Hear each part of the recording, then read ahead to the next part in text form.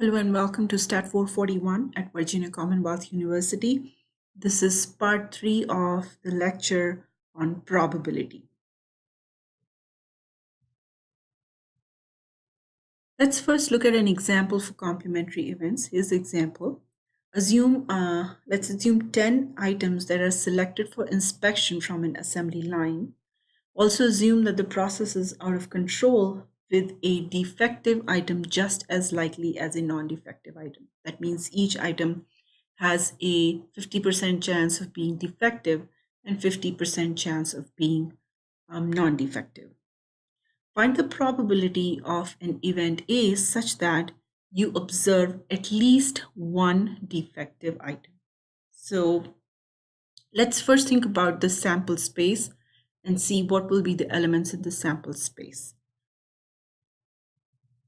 So in this case, the sample space will consist of simple events, which will be the sequence of these 10 items. They could be either defective or non-defective.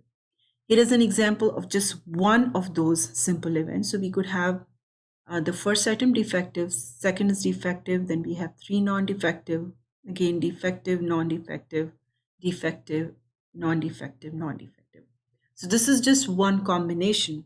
So we have to figure out how many such combinations we can make if we have 10 items that we are looking at. So let's look at a smaller chain of events. So let's say we were just looking at 3 items at a time. Then this is what would happen. The first item could be defective or non-defective. Then the second item, if the first is defective, the second again could be D or N. The second item, if we have N at first, would be again D or N. Then the third item would be, we could have D, D, D or D, D, N. We could also have D, N, D or D, N, N. Similarly, for this chain of events, we could have N, D, D, and N, N, N, or N, N, D, and N, N, N. So again, this basically shows us that there are the total combinations that are possible are, in this case, 8.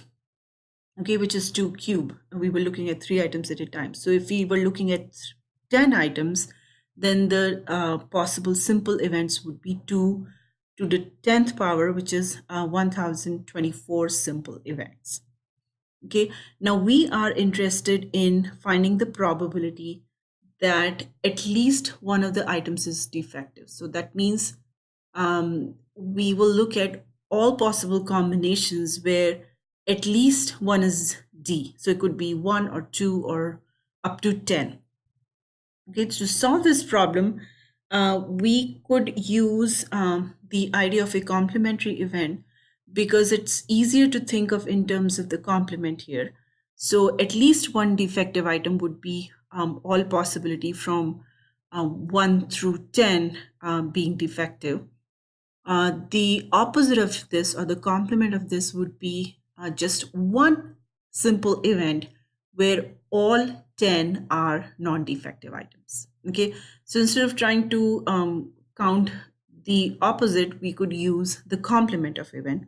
Well, in this case, each simple event, we have 1024 simple events. Each simple event will have a probability of 1 divided by 1024 because each one is equally likely, which means the probability of that A complement, that all items are defective, is 1 over 1024. And the probability of A, which is at least one defective item, we can solve it by getting 1 minus probability of A complement, which is equal to 1023 divided by 1024. Okay, so in this case, it was easier because everything had the same probability, so we could have figured out just by eliminating the event where everything was non-defective. But sometimes not all simple events are equally likely, and it might be easier to find the complement and then subtract that from 1 to get the probability of an event A.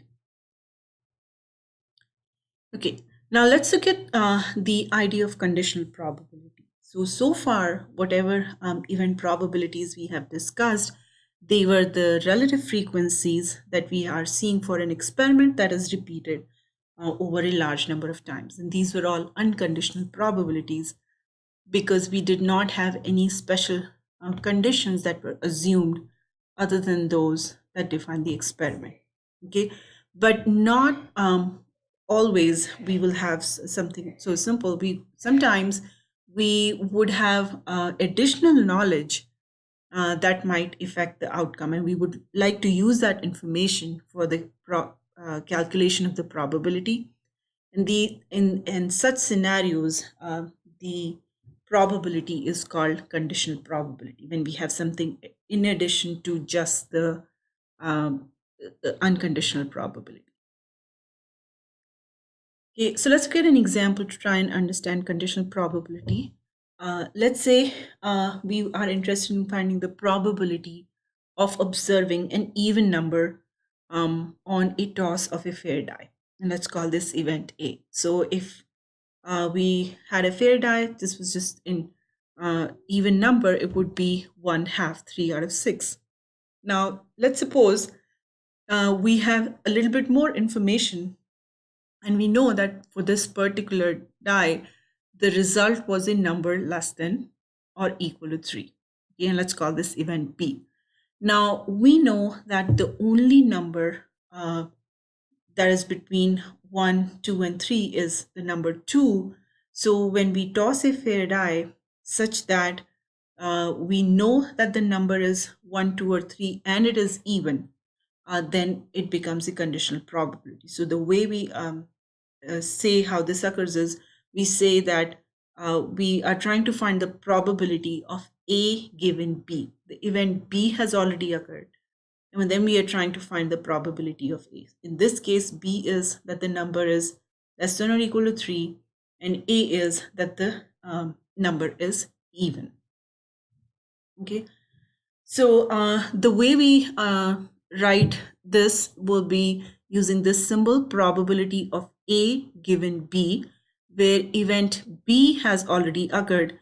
And then based on that, we are trying to find the probability of event A. Okay, here's a look at that example once more, the die example. So we know that the number is less than or equal to 3. So now you can think of it as a smaller sample space or a shrunken sample space. The event A can only occur in this space now. Okay, that means the only even number here is 2.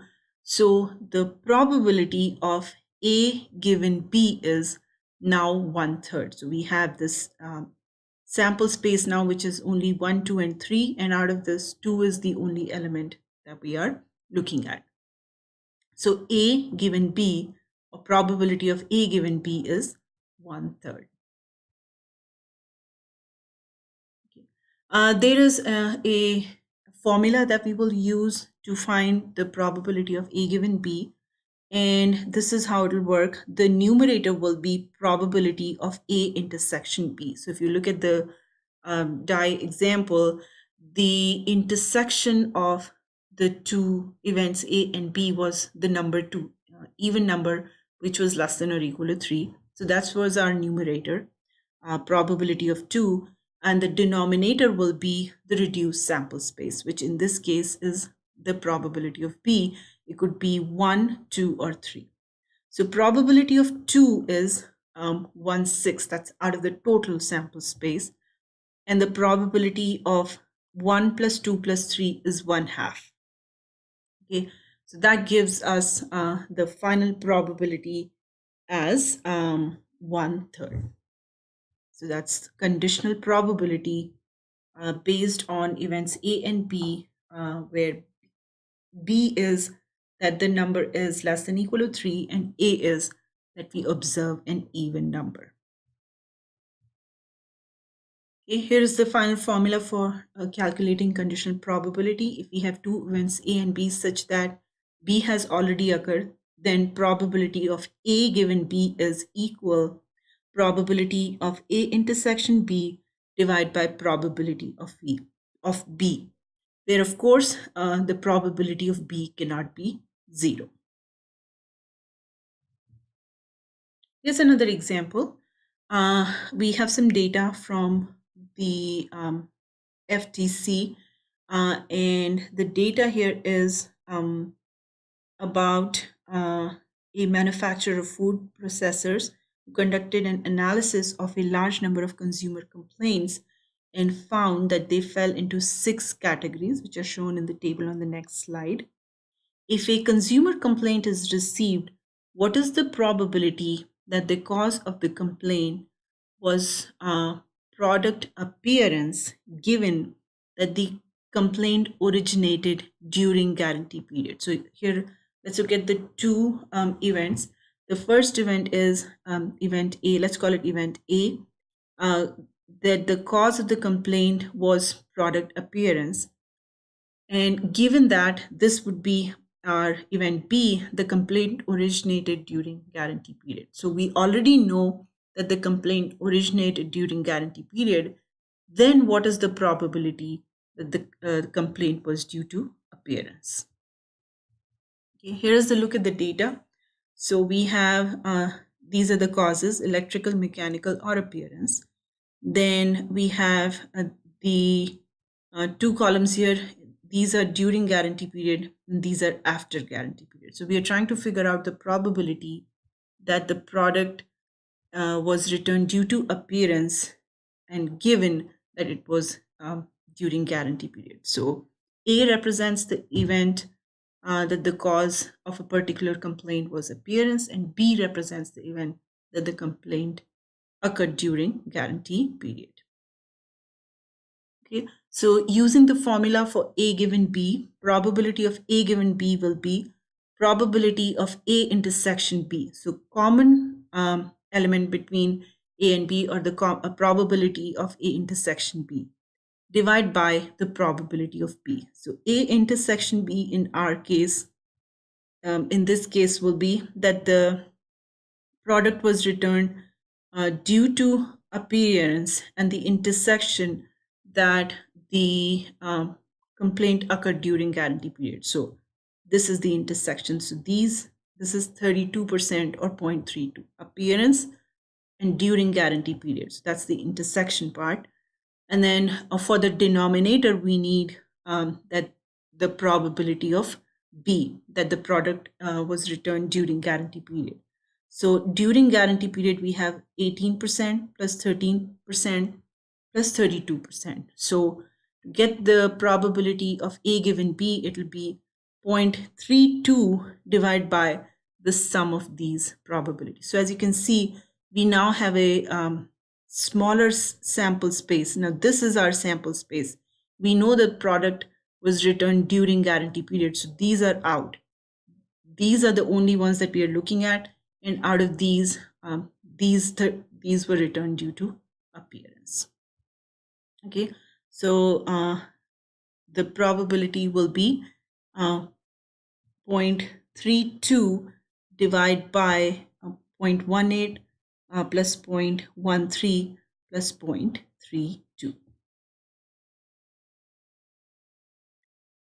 Okay, so which is approximately 0.51. So basically, slightly, what's the result here?